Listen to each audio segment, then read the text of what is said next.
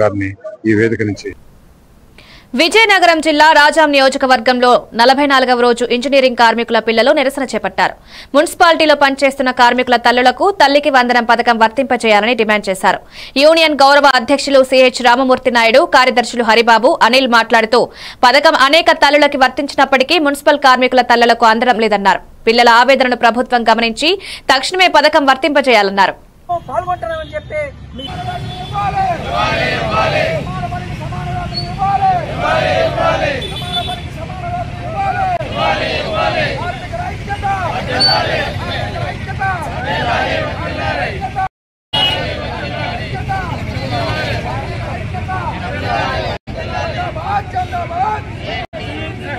రాజాం మున్సిపాలిటీలో ఆదివారం అర్ధరాత్రి నుండి రాష్ట్ర వ్యాప్త సమ్మెలో భాగంగా రాజాం మున్సిపాలిటీలో ఉన్నటువంటి ఇంజనీరింగ్ కార్మికులు 50 మంది నిరవధిక సమ్మెకు సిద్దమవుతున్నాం. సోమవారం నుండి రాజాం మున్సిపాలిటీ పరిధిలో ఉన్నటువంటి అన్ని ఇంజనీరింగ్ సేవలు కూడా బంద్ చేసి సమ్మెకి వెళ్తున్నాం. కాబట్టి ప్రజానికం మా సమ్మెకు సంపూర్ణమైన మద్దతు ఇవ్వాలి.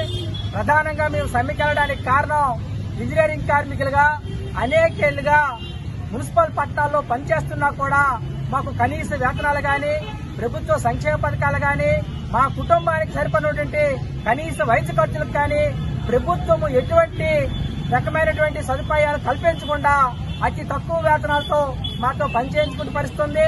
గత 7 ఏళ్లుగా ఇంజనీరింగ్ కార్మికులకి రూపాయి వేతనం కూడా పెరగలేదు.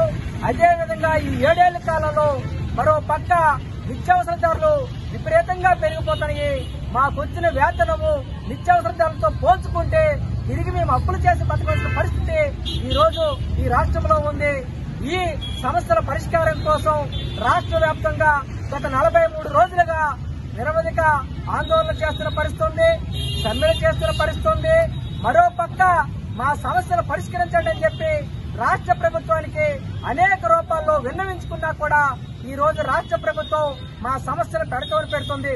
దీన్ని నిరసిస్తూ ఈవేళ రాష్ట్ర వ్యాప్తంగా ఆదివారం అర్ధరాత్రి నుండి నిరవధిక సమ్మెకి రాష్ట్ర వ్యాప్తంగా వెళ్లాలని చెప్పి ఆంధ్రప్రదేశ్ ఇంజనీరింగ్